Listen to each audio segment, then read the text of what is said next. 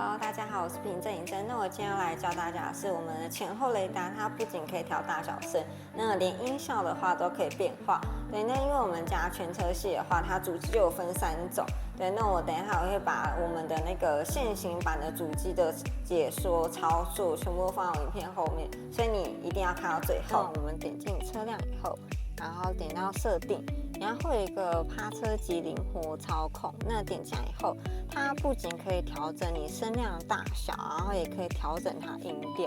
它就是哆来咪发嗦这样子，然后那后面的话，它也可以去做调整，然后跟它的大小声，然后音效设定，它也可以调整。所以你可以依你喜欢的声量啊等等，然后去做操控。好，那我们现在来到 CS3 代主机里面的话，那它也是在车辆里面，然后它的左下角设定，那名称又比较不一样，它是停车与辅助。然后它也是从这里面，它可以去做调整。我们现在来到3.5代主机的话，它又更不一样，因为它只能调整你的音量大小。